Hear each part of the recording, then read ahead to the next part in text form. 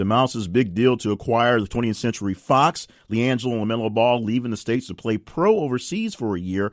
And Omarosa's stunning leaving of the White House, whether by choice or by force. Those three stories did not quite crack into the top 10 this week, as chosen by you per our conversations and your interaction with us on social media. So what stories are in the top 10? We'll talk about those in just a minute here on the weekly wrap-up show from thisistheconversation.com. And this is, of course, the week ending December 16th, 2017.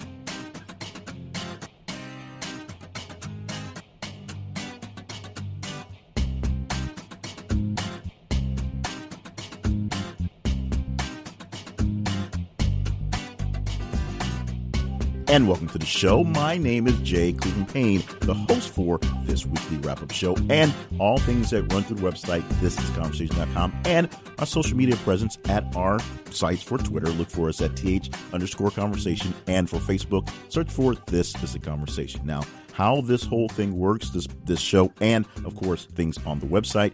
Every single day, we sprinkle out throughout social media and our website headlines to some of the biggest stories around there, some of the smallest stories around there, and many things in between, so that we don't get stuck on the breaking news that sticks around for 8-10 hours. We get a chance to talk to you about everything going on throughout the day, international, local, sometimes funny, and sometimes we get some things that are really, really off. And all we do is we take a look at all the stories and tally up all the interactions at the end of the week. So all the stories that you reacted to, you liked, you loved, you hated, you shared, you replied to, whatever you did to it, we take a number, we throw it in a spreadsheet. Math is done by computer, and bam, we get the top 10 list for each week, which we talk about here in the show through the website. So like we said, go to our social media feeds, @_conversation. Look for This Is a Conversation on Facebook, and just go to our website there. We can react to the stories on the website as well, and we'll get in your votes for next week's podcast if you've never had a chance to be a part of that. Otherwise, enjoy the show and sit back and hopefully get something out of it. Also scheduled to appear, an interview with the man known as the business bully. His name is Dave Anderson. He's got a pretty impressive resume, and he's out there fighting for you, believe it or not, trying to make sure that you get the coins that you deserve in your business. He's done some pretty big things lately, and we'll let him talk a quick thing about some things he had. He had a kind of a one-on-one with Gary Vee, which was hyped up to be a pretty big thing. It did turn out to be a pretty big thing, a lot less controversial, a lot less confrontational than I guess it was originally thought to be. But we got a lot of things from that big interview, and we'll talk a bit about that in our interview. Plus, he'll play the brackets. This is a guy who definitely has opinions, and he'll pick his big story of the week, and he'll let you know what he thinks about that. Meanwhile, let's go to the top 10 stories so we know what stories he will be picking through in the bracket. Starting off at the number 10 story for this week, as chosen by you guys out there. Number 10, U.S. soldier who deserted to North Korea in 1965 dies at age 77. This is, of course, a long time standing. This person in 1965 defected to North Korea. Why? Who knows? But it was a decision that wasn't a great decision for him, he decided, and he chose to sneak out and defect back out of the country. He escaped. Let's start with his name. His name is Charles Robert Jenkins. At the time, he was a 24-year-old Army sergeant, and he just decided that he was going to defect to North Korea back in 1965. That, of course, turned out to be a very bad idea. And so he and his wife, a North Korean, snuck out into Vietnam, and they lived out their life in Japan over the last couple of years. He, of course, died this week at the age of 77. The number 9 story this week, which gives us a bump in response of 10%, 10.39 to be exact, is the big story that essentially took over everything in the mainstream media, and it only hit 9 on this one. Tells you where a lot of things were going this week. It is a story with Doug Jones, who defeated the Republican Roy Moore in Alabama's special election. Now, this was an election to fill a Senate seat vacated by the current Attorney General Jeff Sessions.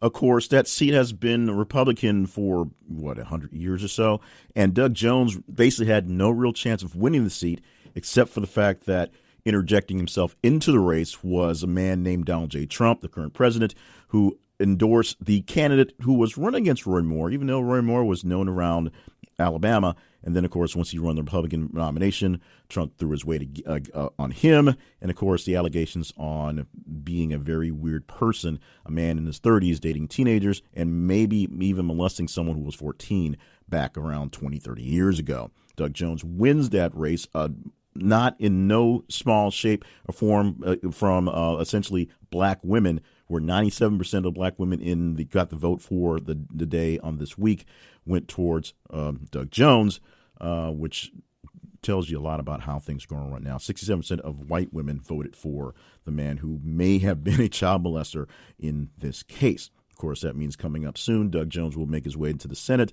The House, that seat will now become blue or Democratic, we say, and we'll see how that runs towards the future. The number 8 story for the week, former celebrity publicist Max Clifford died. We get that story with a bump of response. 14.12% more people jumped in that one. Now, you may not know of Max Clifford if you're here on this side of the states. I do a little research on this one after seeing this article. But Max Clifford died in a prison in Cambridgeshire on Thursday of this last week. He is in prison for, ironically enough, 8-year sentence on historic sex offenses. So big time over in the British realm, in the BBC. This was really big news over there, him being put into jail there. And it's just kind of weird that it just sort of happened. Of course, the condolences going out to his family, but Max Clifford, a big time celebrity publicist from overseas, dying this week, the age of 74. The number 7 story this week, staying in London. This one a bit more on a happy note. A 40-year anniversary show by The Cure happening in London and Hyde Park next year. This one gets a bumper response, 4.12%. Now, The Cure have been performing, or at least have been a band, for 40 years. And celebrating that 40-year anniversary, they've got a pretty big show coming up. They have other bands on the schedule, include Interpol, Goldfrapp, Slow Drive, Ride, The Twilight Sad, and The Editors, and then The Cure will perform for 2 hours. Their sets should be a 2-hour set for a historic 40-year revival. The Cure, of course, a big time over here. Everybody sort of loves them, and the fact that they've been a band almost as long as I've been alive says something about the testament of their work and the people who love their work. So that's going to be a big deal. Don't think I'll get a chance to make that concert, unfortunately. Number 6 story this week is the bully student Keaton Jones' mom facing backlash over Confederate flag. This gets a bump of 46.5% in response from the number 7 story. And now Keaton Jones, if you may have seen, you've probably seen the viral video because everyone jumped on it. As one would think, a kid was eating lunch and then he had milk poured in his head and hand put it in his shorts, and because he was ugly. That was what the story was in the viral video. Mom pulled out the phone, put it on Facebook, did a recording, things went viral. Many people offering condolences, many stars and athletes offering things, going up, seats to football games. I think someone offered him a chance to see the premiere of Star Wars. Lots of great things. But what happens in these things is once you put yourself out in the public like this, people start to look into your full story, and the full story got a little weird. The incident that the kid was crying about, it had essentially happened a few days before we saw it on video. Maybe she was holding on to the video for a couple of days. And the principal at the school said it had been dealt with. Another issue about that issue is that Keaton had been known to throw a racial slur out here or there, and the kids may have been retaliating based on not because they were bullying him and he thought he was ugly, but because of the words he used. On top of that, some people dug into some old Facebook pages for his mom and found lots of Confederate flag type stuff and things on that level. On top of that, a story that came out later in the week that's not in our listing, we didn't pop it up in his headline, was the fact that his dad, his estranged dad from the family, his dad's not really hanging out with the family now, but his biological father apparently picked up for some white supremacy stuff over the week. So maybe Keaton isn't quite as innocent in this whole thing as we thought initially.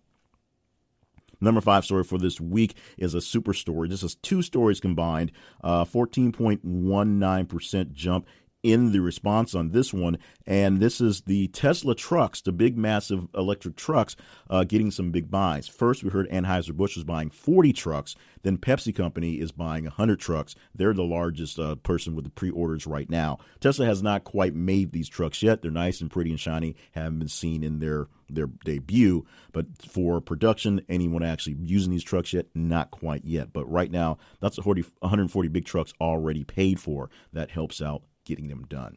The next story up goes to Christopher Plummer and All the Money in the World, the movie that's coming out in a few days, I believe. And 3 weeks ago, he stepped in to film reshoots of a movie he was not even in. In fact, he completely took over a role that was already in a completed film from Kevin Spacey, reshot the entire thing to put him in it, and he got 3 Golden Globe nominations. He personally got 3 Golden Globe nominations for a movie 3 weeks ago he was not in. So that tells you a little something about the Golden Globes, the people, what they're looking for, and just how closely these things are really kept up with. The number 3 story this week is the explosion that happened in the New York subway earlier this week. Now, the man who was targeted, the man who actually did the targeting, I should say, his name was Akid Ullah. He is of Bangladesh descent. He was been here in the States legally. I believe he came in on the whole lottery thing that Donald Trump is jumping on right now. His family released a statement on the outrage they felt as they were targeted by law enforcement, what was going on. Now, to go really deeper into what goes on into this whole thing, the young man apparently was inspired by ISIS. He used to be a taxi driver. Now, not sure what he was doing. Went into the subway on a busy morning to try to set off a pipe bomb. Pipe bomb went off, but went off not exactly as expected. Some people were injured in the thing. He was arrested and taken in custody. He did the sort of thing that Trump is looking for and said that because of him, that's proof that Trump is a bad president and things aren't going well, which, of course, means Trump said this is why we need to clamp down our borders, although he'd been in the States for quite some time. So clamping the borders down now wouldn't really do very much for the situation. But we do know what happened. It was a very, very quick and easy and kind of wrapped up situation with what happened in the subway. And this is, of course, only months after we had the incident where the young man in the truck drove on the in the walking path, killing people in Manhattan as well. The ramping up of the lone wolf attacks of people inspired by ISIS, people who, of course, have been here for a while, seems to be something that's on the rise around the world. And especially we're seeing a bunch of them so close and in, of course, the target, New York City, here. So some people may start to get more worried about it. Some people may just say it's amazing that more of these things aren't happening. And it's proof that we're actually stopping so many of them along the way. The number 2 story is a very super story, and it is a few headlines and that we're calling a big Weinstein effect week. Many people losing jobs, losing livelihood, being suspended for the Weinstein stuff, essentially being outed now about their sexual misconduct, not in the past. That's kind of stretched on. We're going to read basically the names and people who've gotten fired or losing something. No particular order. We just kind of lumped them in there, but it is the number 2 story. Oh, by the way, the number 3 story had a response jump of 81.6% from number 4. The number 2 story response jumped 78.5% from number 3. And here we go. Republican Representative Trent Franks of Arizona to resign amid inappropriate behavior allegations. Donovan McNabb, Eric Davis suspended from ESPN. It investigates harassment there. New lawsuits against X-Men director Bryan Singer, saying that he raped a 17-year-old boy. An NFL Network also suspended some commentators. Marshall Faulk, Ike Taylor, Heath Evans, and veteran anchor Steve Edwards out at Good Day L.A. He was apparently on his last contract and was going to retire probably anyway, but pushed out a little early because of some possible dealings. Mario Batali leaves The Chew. Yes, a chef leaving a TV cooking show after 4 women accused him of sexual misconduct. That's just what we have in this headline. We had other ones that popped up as well that we didn't toss out in headlines, but this makes it into a number 2 story, although a super story because it is many different headlines tossed together. And the number 1 story for the week, this one has a response from the number 2 story jump of 8.39%. It is 9,800% higher than the almost irrelevant story, 84 stories this week, and it is 671% higher than the number 10 story this week, the one we started off this week, dealing with the soldier dying who deserted to North Korea back in 1965. And this is one I did not expect, but that's the way the numbers rolled out. Study finds 2 children are injured every day by windows blinds. Yes, that's the number 1 story this week. It came up very high in the response, very high and a extremely high, unseasonably high, unusually high. But a new study came out that says nearly 1 child dies every month and about 2 are injured every day in window blinds related incidents. Going from 1990 to 2015, nearly 17,000 children younger than 6 treated in emergency rooms for window blind related injuries, according to research, and this was published in the Medical Journal Pediatrics this week. The study data from 2 national databases that collect hospital and field investigation information showed most injuries were minor and did not require hospitalization, and most commonly the issue was being struck by the blinds falling either from being released or the blinds literally falling from the window onto the child, although there were some entanglements and some serious issues in the study. But a big study going on the dangers of window blinds. So if you have a child under the age of 6 and they have access to the window blinds, i.e. they can reach and mess with them, you need to be a little careful and keep an eye on the little ones. And that is the lineup for 10 to 1, the top 10 stories this week as responded to by you in your response on our social media and our website. So to make sure that your vote is cast for next week's top 10, it's simple. Follow us at Facebook. This is the Conversation. Follow us on Twitter at @th_conversation, or just go to thisisaconversation.com and respond to the articles as they come up there. Coming up in just a moment, we'll go to Dave Anderson, the business bully, and we'll talk to him, play the brackets, and have some fun on This is the Conversation's weekly wrap-up show for the week ending December 16th, 2017.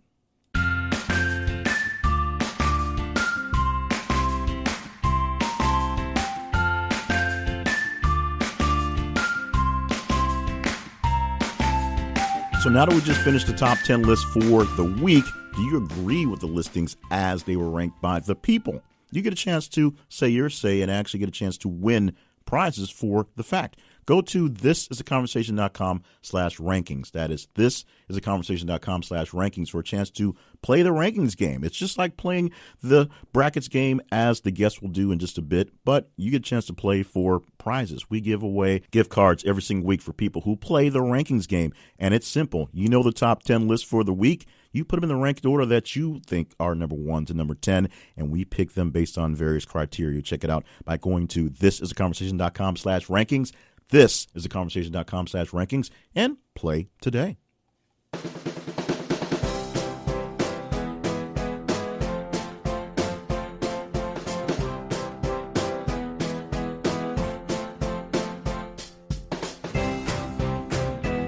When I added this interview segment to the show, I was hoping to gather lots and lots of interviews with great people, interesting people, people that I can learn from, people that you can learn from as well. And this interview coming up is one where I got a lot of extra knowledge from just by being in the room, you could say, on the phone with Dave and how he's doing some stuff. Dave Anderson, the business bully, interview I had to chase a little bit, not because he was elusive, but because I had some life issues the first time I reached out to him, and I'm glad I finally got him in this thing before the end of the year this year. He is a best-selling author. He's a business coach. He has a very, very extensive resume of great things he's done, and he's looking to do great things for many other people, including 2 big projects he has going on. He'll talk about that in the interview, Black Boys Win and The Ultimate Influencer. He'll tell you how to get in contact with the right groups for the right time if you are interested, and you probably will be interested once you hear this.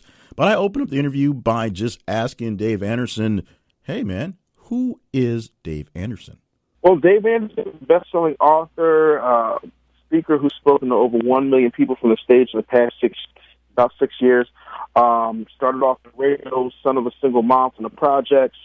I'm a brother to an amazing older brother.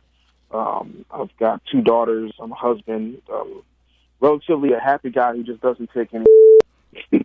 Now, you have done a lot and you do a lot. People, you say you start off in radio. People may have heard a few names that you actually put on the radio. Is that true?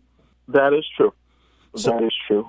Some people I put on the radio. Some people I have helped expand. Some people I helped on their way. Tom Joyner, DJ Clue, Les Brown, George Wallace. I put Ricky Smiley in the syndication into over 30 markets. It is still the fastest growing morning show in the country.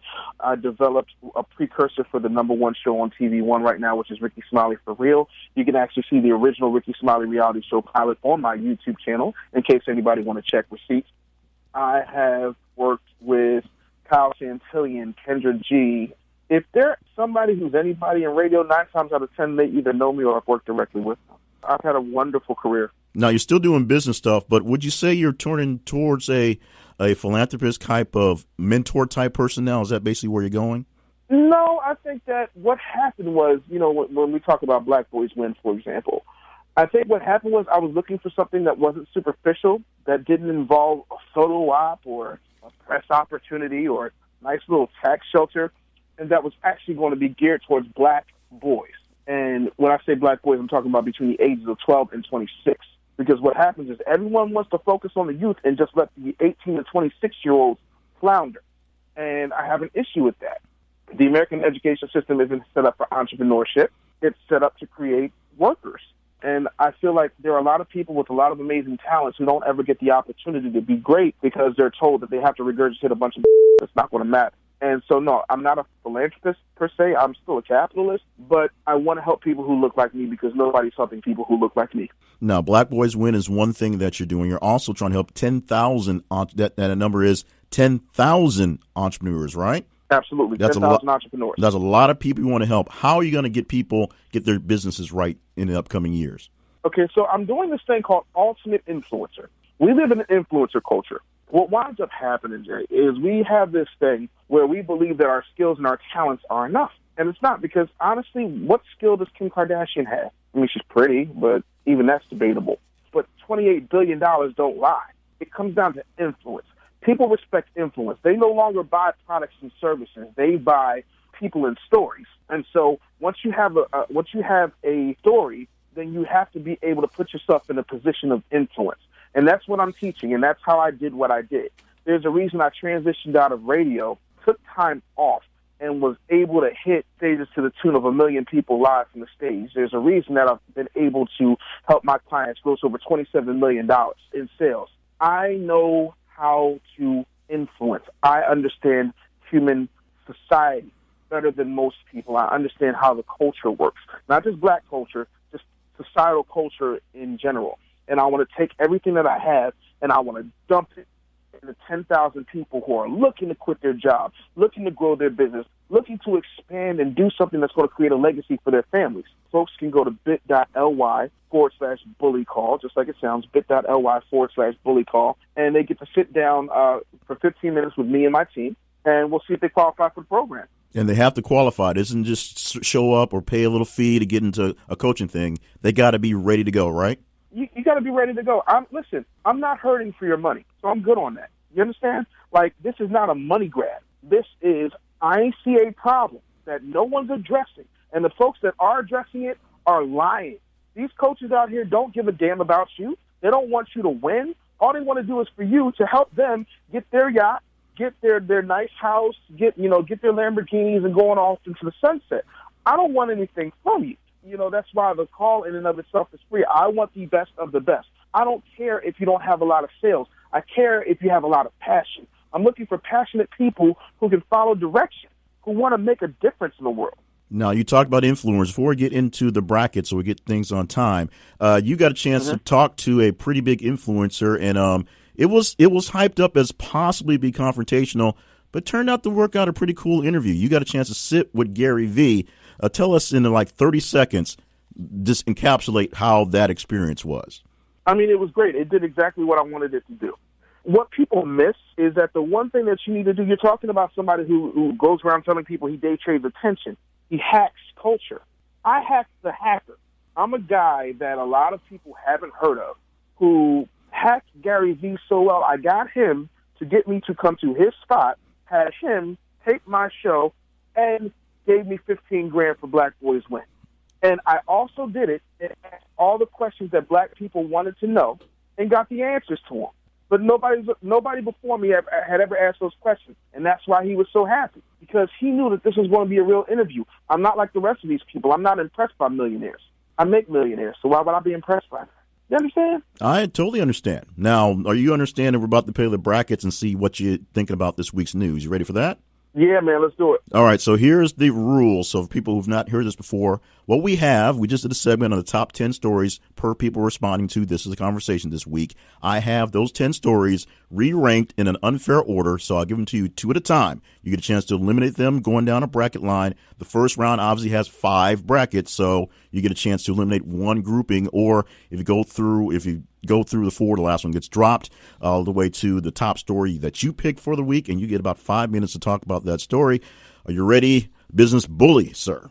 Yeah, let's do it. All right, the first story is, the first grouping is actually a super story. We put a bunch of different people's names into the headlines because a lot of people got Weinstein this week, losing their jobs and losing their livelihoods for what we're calling the overall Weinstein effect. And this is the number 2 story versus the 4 story. The 2 has Republican Representative Trent Franks of Arizona resigning, Donna McNabb, Eric Davis from ESPN being investigated, a lawsuit against X-Men director Bryan Singer saying he raped a 17-year-old boy, the NFL Network suspending Marshall Faulk, Ike Taylor, Heath Evans, veteran anchor Steve Edwards out at Good Day LA, and even Mario Batali, the chef, is out at The Chew because 4 women said that there was sexual misconduct on that show. The other story is Christopher Plummer, who, of course, filmed his reshoots for All the Money in the World because of a Weinstein thing as well.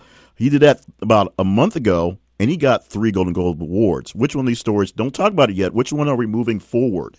Or do you want to skip this group? Skip that group. Okay, that means we got to take one from each of the next 4. Okay, the next grouping is number 6 story of the week is The Cure having their 40-year reunion anniversary or 40-year anniversary concert in London this year, and Democrat Doug Jones defeating Republican Roy Moore in Alabama special election. That's the 6 and the 9. Which one of those stories you want to move on? Doug Jones moves forward. Doug Jones moved forward. Next one goes to the 5 and the 1. Bully student Keaton Jones's mom facing backlash over Confederate flag, or study finds 2 children are injured every day by window blinds. Which one of those 2 are going forward? Keaton Jones. All right. Next grouping is the number 10 and number 3. U.S. soldier who deserted North Korea in 1965 dies, age of 77, and the explosion reported in New York City subway. Which one of those stories, headlines, are we moving forward? Explosion. Okay, that was the 10 and the 3, by the way. And the 7 and the 8, the 7, former celebrity publicist Max Clifford died over in Britain. And the number 8, Anheuser-Busch and PepsiCo putting in a very, very big early order for the new electric Tesla trucks, 140 in total. Tesla trucks or the Max Clifford story? Tesla. All right, now we're going to put against the 9 and the 5. That is Doug Jones beating Roy Moore versus Keaton Jones and the backlash from his mom's Facebook account. Keaton Jones moves forward. Keaton Jones is moving forward. And now we put against the 3 and the 8. That is the explosion in New York City subway early this week, and Anheuser-Busch and PepsiCo buying a whole lot of those Tesla trucks. Going to put them on the roads when they're built. That's a tough one. Let's go with the explosion. Okay. So between the 5 and the 3, you get a chance to talk about either. Well, we can talk a little bit about both, but with the number 5 story is Keaton Jones, of course, the bullied kid who had the viral video and now having some issues with his parents, and the explosion in New York City in the subway earlier this week. Which one is your top story for the week? Terrorism in New York City is one of those things that happens all the time. So let's talk about this Keaton Jones situation. All right, Keaton Jones. So you get a chance to talk a few minutes on Keaton Jones. I'm going to set it up very quickly. A viral video went crazy over the last couple of weeks of a boy who was taped by his mom after he wasn't allowed to eat lunch for a few days. The kids poured milk on his head. They put ham in his pants. They basically called him ugly. And he was saying that bullying was a bad thing, only to find out that incident had actually been dealt with days ago.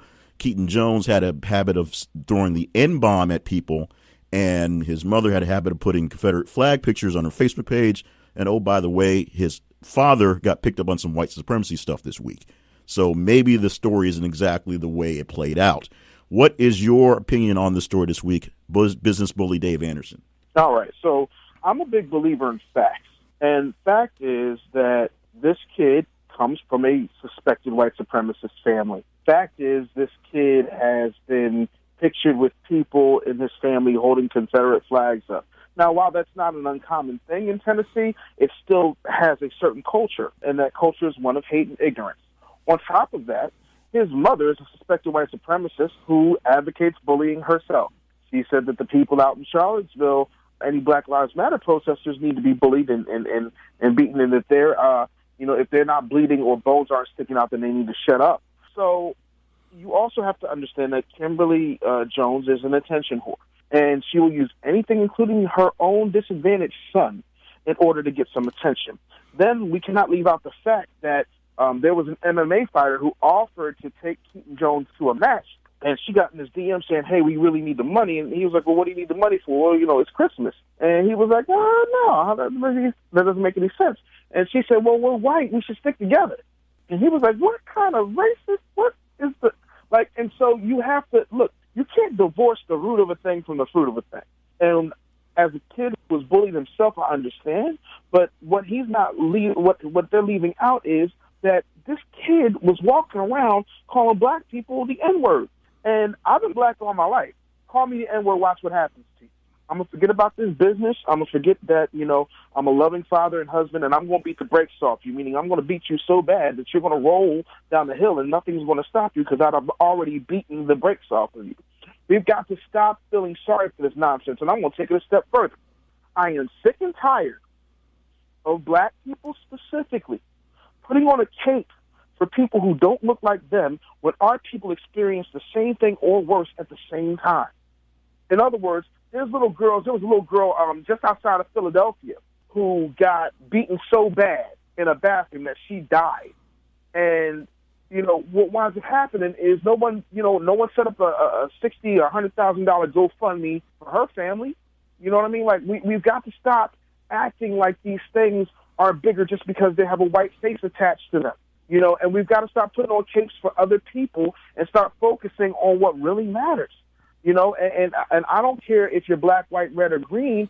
I have an issue with bullying, period. But I also have a bigger issue with people who use their children in order to generate money and act like it's okay, especially when they've got hate in their hearts to begin with. So, I mean, that's my take on it. So, Kimberly Jones, sorry but not sorry. I feel bad that your kid went through it, but I also feel bad that your kid felt comfortable enough and has been taught hate from his parents and his environment that's okay to do in 2017 going into 2018. So, yeah, no sympathy. Sorry. Hey, you brought it just like I expect you to bring it. Dave Anderson, of course, known for lots and lots of things. The biggest things that he really wants you to know about right now is two initiatives, Black Boys Win and his Ultimate Influence Initiative. Tell us about those real quick and tell us how they can find out where to get in on these things, Dave. Well, Black Boys Win is an education supplementary initiative. Basically what we do is we look at the education system and we say, okay, this is what's really important. And we focus on leadership training, motivation, entrepreneurship skills, helping young boys build businesses and get into the mindset of what it means to actually own your income and own your piece of the American dream, because you're not going to be able to own a piece of American dream working for someone else. It's just never going to happen. I don't care what anybody says. And so we're helping young black boys. So if you know a boy between the ages of 12 and 26, have them or their parents apply at blackboyswin.com. We're also taking donations at blackboyswin.com as well. So any amount is appreciated because we're trying to change the world of some people who cannot even afford the $5 a day cost it takes if they're accepted to the Black Boys Win program. The second thing is called Ultimate Influencers. And so what I'm doing is we're creating a community of influencers, 10,000 strong, who are looking to grow, expand, and dominate in their particular niche of business. You know, even if you're working a job and you're trying to get out of that cubicle matrix, Mr. Anderson's trying to pull you out. So we're looking for the best of the best of the best. And so if you are interested in taking your career to the next level, if you're interested in building a brand around you, if you're interested in building a tribe that's going to allow you to step into your greatness, then what I need you to do is go and set up a call with me and my team at bit.ly/bully call. That's bit.ly/BULLYCALL, just like it sounds. And as always, you can hit me up, man, The Business Bully. I'm real easy to find, and you can text Business Bully to 31996. Hey, Dave Anderson, thank you so much for being with us for This is the Conversations weekly wrap-up show. Man, my pleasure.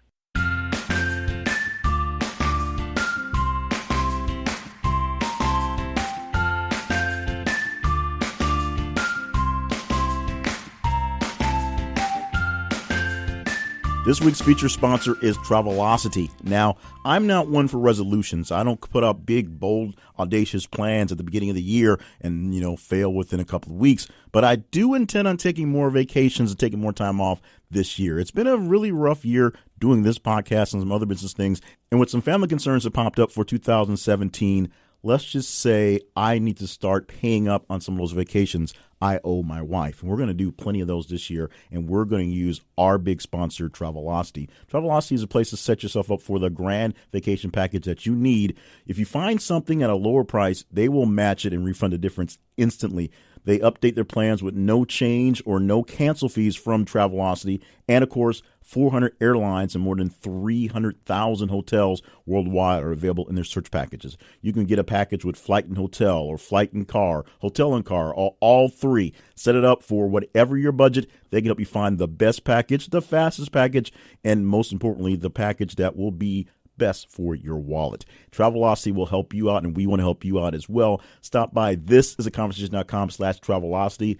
Thisisaconversation.com/Travelocity and get yourself set up for their member discounts, which are absolutely free, but you get a little extra kick if you stop by going through our link at our website. See all our great sponsors for This Is a Conversation, but this week we are spotlighting Travelocity. I'm taking more trips next year. Hopefully you will as well, and you will use Travelocity. Visit thisisaconversation.com/Travelocity for great vacation packages and other great deals.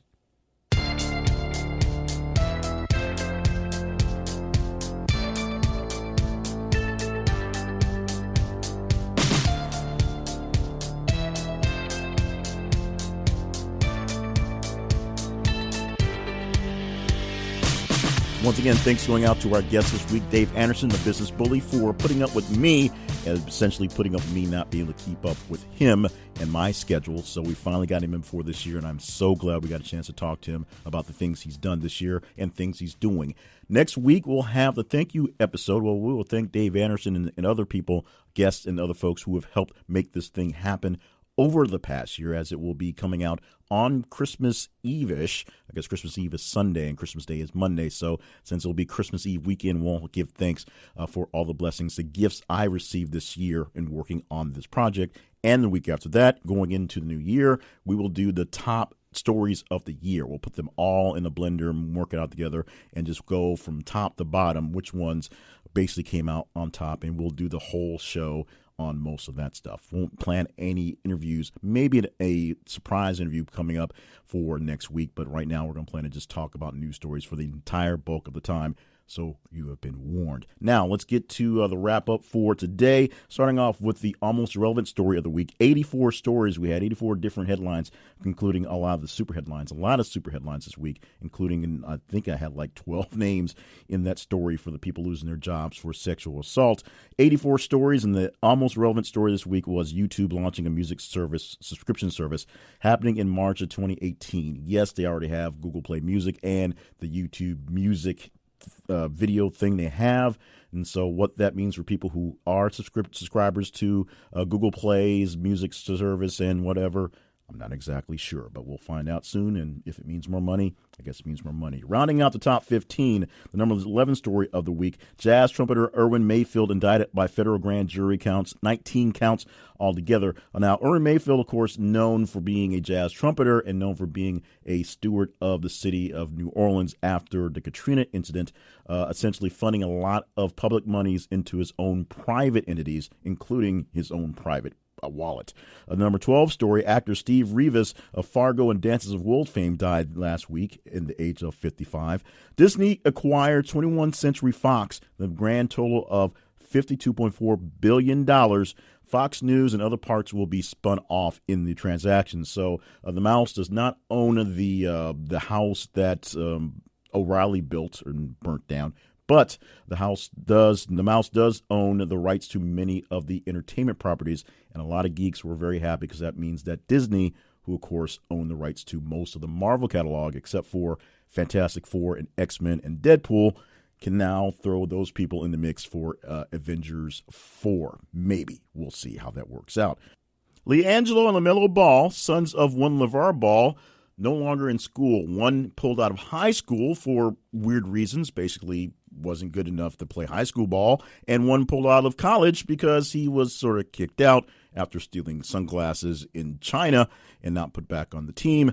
They're both going to play pro. They could do that. They have the rights. They're both preparing for the upcoming draft, specifically LiAngelo, who, of course, would have been eligible after this 1 year of college. LaMelo, we'll see what happens there. Both have a 1 year deal with Lithuania Pro Club Prinu Viatas, which I totally butchered, but we'll see what happens to the big baller brand, as two of his big ballers not exactly balling up to par at the moment, and the other one not exactly having the magic hands that we expected for his rookie season. We'll see how that plays out as well. Number 15 story, we go to Omarosa, who left her job at the Trump administration this week.